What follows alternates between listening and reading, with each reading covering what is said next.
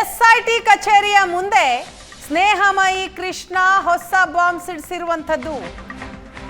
ಸೌಜನ್ಯ ಕೊಲೆ ಮಾಡಿದ್ದು ಮಾವ ವಿಠಲ್ ಗೌಡ ಅಂತ ಹೇಳಿದ್ದಾರೆ ಸ್ನೇಹಮಯಿ ಕೃಷ್ಣ. ಬೆಳ್ತಂಗಡಿ ಎಸ್ಐಟಿ ಕಚೇರಿಯ ಮುಂದೆ ಹೊಸ ಬಾಂಬ್ ಸಿಡಿಸಿದ ಸ್ನೇಹಮಯಿ ಕೃಷ್ಣ ನಿನ್ನೆ ವಿಚಾರಣೆಗೆ ಬಂದಿದ್ದ ಸಂದರ್ಭ. ಸ್ನೇಹಮಯಿ ಕೃಷ್ಣ ಗಂಭೀರ ಆರೋಪ ಮಾಡಿದ್ದಾರೆ. ಸೌಜನ್ಯ ಪ್ರಕರಣದ ಮರು ತನಿಖೆಗೆ ದೂರುದಾರ ಸ್ನೇಹಮಯಿ ಕೃಷ್ಣ ಒತ್ತಾಯಿಸಿದ್ದಾರೆ. ಧರ್ಮಸ್ಥಳದ ವಿರುದ್ಧ ಅಪಪ್ರಚಾರ ಅಂತ ದೂರು ಕೊಟ್ಟಿದ್ರು. ತಾವು ಕೊಟ್ಟ ದೂರಿನ ಸಂಬಂಧ ವಿಚಾರಣೆಗೆ ಬಂದಾಗ ಈ ರೀತಿಯ ಗಂಭೀರ ಆರೋಪ ಮಾಡಿದ್ದಾರೆ.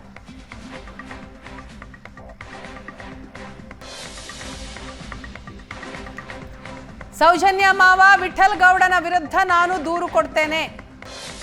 ವಿಠಲ್ ಗೌಡನೇ ಸೌಜನ್ಯಾಳನ್ನ ಕೊಲೆ ಮಾಡಿರೋ ಅನುಮಾನ ಇದೆ. ಸೌಜನ್ಯ ಕೊಲೆಗೆ ವಿಠಲ್ ಗೌಡನೇ ಕಾರಣ ಅಂತ ಸ್ನೇಹಮಯಿ ಕೃಷ್ಣ ಹೇಳಿರೋದು. ಸೌಜನ್ಯ ಜೊತೆಗೆ ವಿಠಲ್ ಗೌಡ ಅಸಭ್ಯವಾಗಿ ವರ್ತಿಸ್ತಾ ಇದ್ದ ಅನ್ನೋ ಮಾಹಿತಿ ಇದೆ. ಈ ಬಗ್ಗೆ ಮಾಹಿತಿ ಸಂಗ್ರಹಿಸಿ ದಕ್ಷಿಣ ಕನ್ನಡ ಎಸ್ಪಿಗೆ ದೂರು ಕೊಡ್ತೇನೆ. ವಿಠಲ್ ಗೌಡ ಬೇರೆ ಕಡೆ ಕೊಲೆ ಮಾಡಿ ಶವ ಎಸೆದಿದ್ದಾನೆ. ವಿಠಲ್ ಗೌಡನ ಮಂಪರು ಪರೀಕ್ಷೆ ಮಾಡಿದ್ರೆ ಸತ್ಯ ಹೊರಬರಬಹುದು. ವಿಠಲ್ ಗೌಡ ಮಾಡಿದ ಕೃತ್ಯವನ್ನ ಸಂತೋಷ್ ರಾವ್ ನೋಡಿರಬಹುದು ಅಂತ ಹೇಳ್ತಾರೆ ಸ್ನೇಹಮಯಿ ಕೃಷ್ಣ. ಬುರುಡೆ ಪ್ರಕರಣಕ್ಕೆ ಸಂಬಂಧಪಟ್ಟಂತೆ ಈಗಾಗಲೇ ಸಾಮಾಜಿಕ ಹೋರಾಟಗಾರ ಸ್ನೇಹಮಯಿ ಕೃಷ್ಣ ಎಸ್ಐಟಿ ಕಚೇರಿಗೆ ಭೇಟಿ ನೀಡಿ ಅದರ ಬಗ್ಗೆ ಮಾಹಿತಿಗಳನ್ನು ಕೇಳಿದ್ದಾರೆ. ಅದರ ಜೊತೆಗೆ ಹೊಸದಾಗಿ ಸೌಜನ್ಯ ಪ್ರಕರಣಕ್ಕೆ ಸಂಬಂಧಪಟ್ಟಂತೆ ಎಸ್ಪಿಗೆ ಒಂದು ದೂರನ್ನ ಕೊಡುವ ಮೂಲಕ ಅದರ ಮರು ತನಿಖೆಗೆ ಕೆಲವೊಂದು ಪಾಯಿಂಟ್ಗಳನ್ನು ಇಟ್ಟು ತನಿಖೆ ಮಾಡಬೇಕು ಅನ್ನುವಂಥದ್ದನ್ನು ಕೂಡ ಹೇಳ್ತಾ ಇದ್ದಾರೆ. ಮಾತನಾಡೋದಕ್ಕೆ ಸ್ವತಃ ಸ್ನೇಹಮಯಿ ಕೃಷ್ಣ ಅವ್ರ ಜೊತೆ ಮಾತಾಡಿ. ಸರ್, ಈಗ ಎಸ್ಐಟಿ ಕಚೇರಿಗೆ ಬಂದಂತ ಉದ್ದೇಶ ಹೇಳ್ಬೋದು ಸರ್. 21/8/2025 ನಾನೊಂದು ದೂರರ್ಜಿನ ಕೊಟ್ಟಿದ್ದೆ. ಧರ್ಮಸ್ಥಳ ಪೊಲೀಸ್ ಠಾಣೆಗೆ ದೂರರ್ಜಿನ ಕೊಟ್ಟಿದ್ದೆ.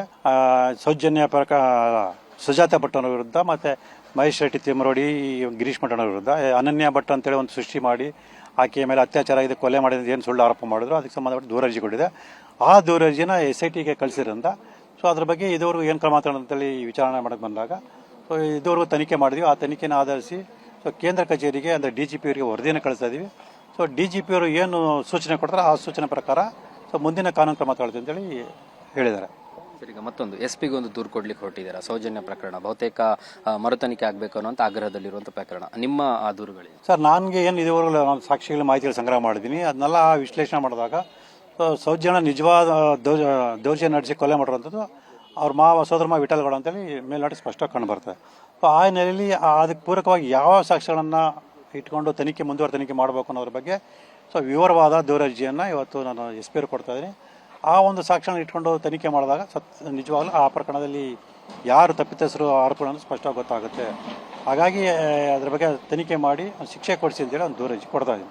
ಅಂದರೆ ನಿಮ್ಮ ದೂರು ಇರುವಂಥದ್ದು ಮತ್ತು ಆರೋಪ ಇರುವಂಥದ್ದು ಯಾರು?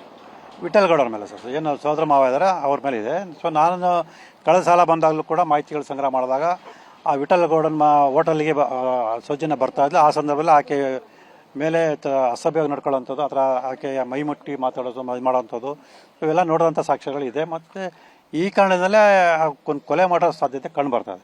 ಸೊ ಯಾಕೆ ಅಂತ ಹೇಳಿದ್ರೆ ಅಲ್ಲಿ ನೀವು ಶವ ಸಿಕ್ಕಂಥ ಸ್ಥಳದಲ್ಲಿ ದೊರೆತಕ್ಕಂಥ ಸಾಕ್ಷ್ಯಗಳನ್ನ ವಿಶ್ಲೇಷಣೆ ಮಾಡಿದಾಗ ಆಕೆ ಮನೆಗೆ ಹೋಗೋಕ್ಕಿಂತ ಮುಂಚೆನೇ ಅಂದರೆ ಕಾಲೇಜಿನ ಬರ್ಬೇಕಾದ್ರೆ ಆಕೆ ಮೇಲೆ ಅತ್ಯಾಚಾರ ಆಗಿದೆ, ಕೊಲೆ ಆಗಿದೆ ಅಂತ ಬಿಂಬಿಸೋಕ್ಕೋಸ್ಕರ.